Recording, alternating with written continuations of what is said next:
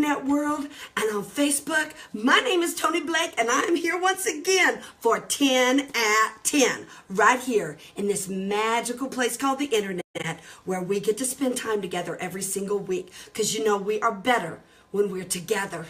And we get inspiration and education and ideas, and we get great life lessons that we can all share, and we can move forward in our lives. So shout out, tell me where you're watching from, talk to me this week, tell me where you're seeing me from, share encouragement with me back. Let's talk this week about a great special message that I have for you coming this way on 10 at 10. Here is your assignment: 6 ways to be constructive in a destructive time.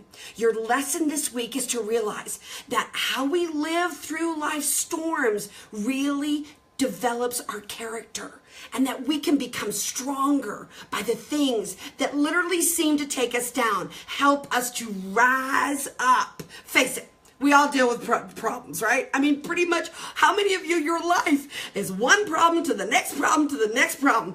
We are constantly faced with little and big issues in which we're making decisions, and how we deal with adversity is a huge life lesson and a big part of our character development that actually has a whole lot to do with our future and potentially our happiness, our present moment, even in the midst of the storm. How do we make things good? You know, Charles Dickens's movie, story, The Tale of Two Cities, starts out with the line, "It was the best of times, it was the worst of times."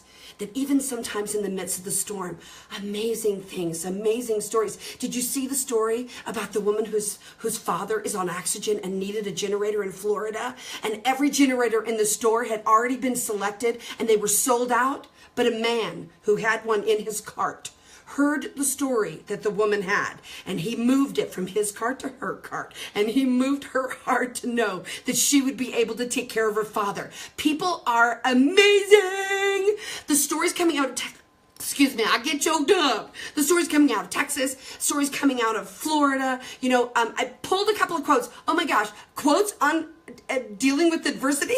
They were forever.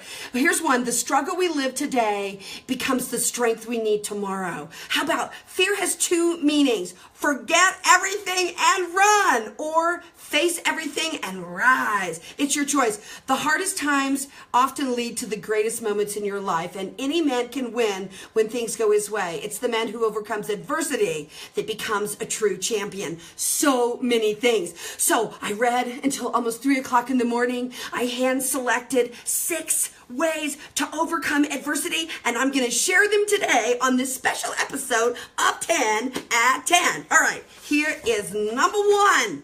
Control your thoughts. Control your thoughts. If you plan to be a thought leader, lead in your own mind. Be a thought leader of your mind. You know, there's a storm raging in our mind too. And I read about a woman who had lost power in one of the islands in the Caribbean. And the hardest thing, she said, was not knowing, not having that information, controlling her own mind on what's going on. Because we can make stuff up that hadn't even happened and then worry about it. There is this great book of wisdom, and in it is a book called Matthew. And there is a statement there that I just love that I want to share with you. It says, "There is sufficient evil in the day." Bam! Drop the mic. Are you kidding me? Yeah. Is there sufficient evil in today? Yes, there is. We don't need to add to it. And so controlling that thought process and making sure that we are the guardian of our own brain against fake news that we're making up ourselves or taking from somebody else. Turn to somebody and say, "You got the power. You got the power to change your mind." We change our mind all the time. So let's make sure in these times of adversity that, number 1, we control our thoughts. All right, number 2, you ready? Oh, this is important. Find hope. Find hope. Do you know what makes someone feel like a victim? Feeling powerless and feeling hopeless.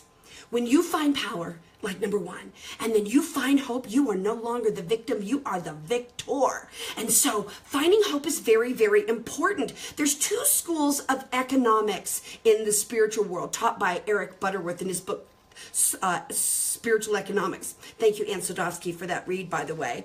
And here's what they teach. There's the law of lack and the law of abundance. Now, the law of lack says there isn't enough. There isn't anything happening. There's no way. I didn't get enough. Where's mine? People who feel a sense of lack are focusing on what they don't have. People who feel a sense of abundance are focusing on what they have. Even in a time of loss, we still have. It's whether you choose, like number one, to control your thoughts, to focus on what you have rather than what you have not. Like the woman in the store who had not. But let me tell you something, she held on to hope and it delivered to her. And so we want to stay on the abundance train. Make sure that you are constantly looking at what you have and not what you have not. Hope. Number two. Are you ready for number three? I am. Here we go. Do something. Do something. You can't do everything, but there's something that you can do. I read a story about a prisoner of war in Korea that there was so little that he could control. But in his mind, you know what he did? He built a house. And every day in his mind, he showed up at construction site. He built in his mind, and he built an entire home in his mind.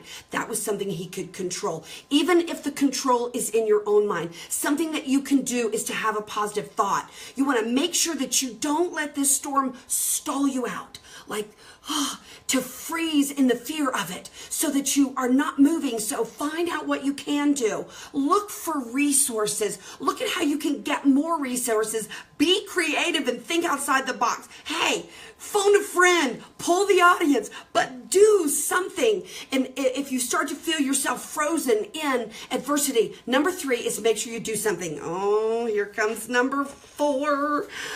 Have faith. I know there's country western songs about having a little faith. There's tons of things that have been written about having faith. But I'm just going to start out by telling you, I believe faith sucks. I'm just going to go right out there and say it. Faith is hard because faith is when you don't have the solution. We want the solution. See, faith is walking through that store without a generator, having faith that somehow she will find one. That's that moment of faith. Faith is when there is no hope in sight. Faith is the evidence of things not seen. When the answer is not clear, but we still have hope. Oh, and we still have faith. See, that's tough, man. That's great mental fortitude to choose to know the answer and solution is on its way. By simply hoping, we attract those good things into our life. And so have a little faith. Find songs on faith, but write it out and say, today, in this adversity, I'm going to have faith. I'm going to have faith that everything is going to be okay. Are you ready for number 5? All right, here we go. Celebrate every little success. Number 5, celebrate your breath. Today I can breathe. To celebrate that you can rise up out of your chair. Celebrate that you can stand. Celebrate that you can think. Do not make a naughty list of everything you cannot do. I cannot do this. I cannot do this. I cannot do that. Make a list of what you can do. And celebrate everything that you've got. Celebrate everything that you have. And find a way. You know, they say that our joy is our strength. And in the midst of adversity, it's hard to find joy. I think joy is different from happiness. Like, happy, I'm so happy, right? Joy is something that is stronger than faith. Joy is something I believe we can generate. I always wanted to be named Joy. I have a friend named Joy. Hi, Joy. I bet you're watching. And so we want to celebrate those things and make sure with number 5 that we always find a way to celebrate, because you know what it's going to do? It's going to energize you. That's right. It's going to give you strength. Joy is your strength. So celebrate. It's going to make you feel stronger in the midst of that adversity. Okay, here comes number 6. Are you ready for number 6? Surround yourself with positive. Surround yourself with positive influences. You know, when I was a little girl, my mom, she would not let me watch the TV show Lassie, because I would get so upset and I would cry. Do you realize that even when you have a movie or a dream or whatever in your mind, that your brain records it as a memory, as a real memory. And so if we think of something horrible happening, that we actually now have that memory.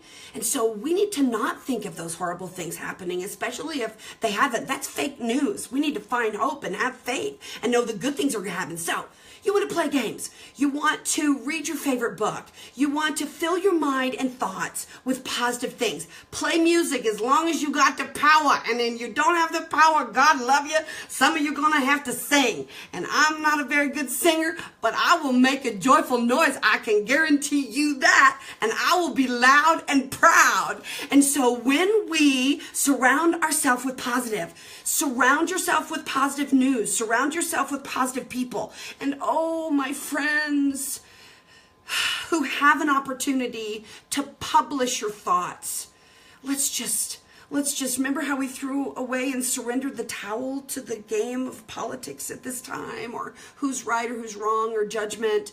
You know, I know that I've seen posts where people said that, well, they lost their stuff, but they have their life, and it was only stuff. It was only stuff. As if to devaluate the things they lost would make them feel better, when in truth it really doesn't. The other day, I think it was yesterday, I saw my sweet friend Dana Lynn. Hi, Dana. I love you so much. You are a bright, shining light in the midst of that storm in Houston. And boy, talk about having faith. So yesterday I saw Facebook Live where Dana was in a clown suit. And she was desperately attempting to have everybody see the whole suit. She's like sticking her legs in the air to show us that the legs were striped in different colors. And we saw the polka dots, and she was telling the story of how somebody went into her home that has flooded the first floor above their eyeballs. And on the second floor, they found her clown suit. Now, to some of you, that fabric is just old fabric. But to Dana, it's magic. It's a clown suit that she wore into her kids' classrooms.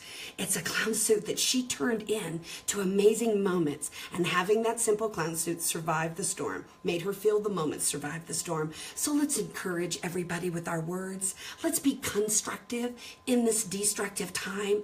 Let's think about what would we want them to hear from us.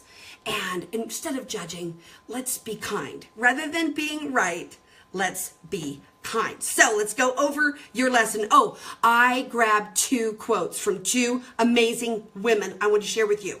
The first quote says, I don't think about all the misery as beauty still remains. That was written by Anne Frank. Wow. And listen to this one. Character cannot be developed in ease and quiet. Only through experience of trial and suffering can the soul be strengthened, ambition inspired, and success achieved. Helen Keller. There are many examples in our life around us of people who have conquered the storm. And I know there's more stories to come.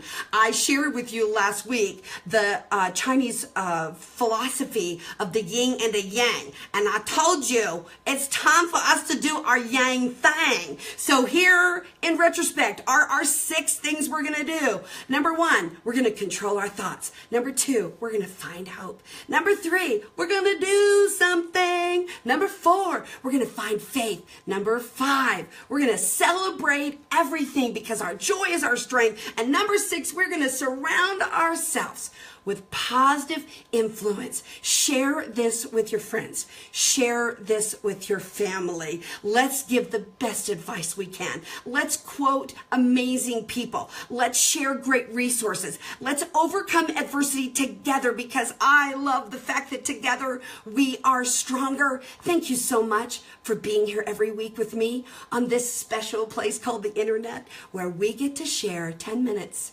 together of life lessons and encouragement and education. My name is Toni Blake. Thank you for watching this special edition of 10 at 10. God bless you. We're praying for everyone.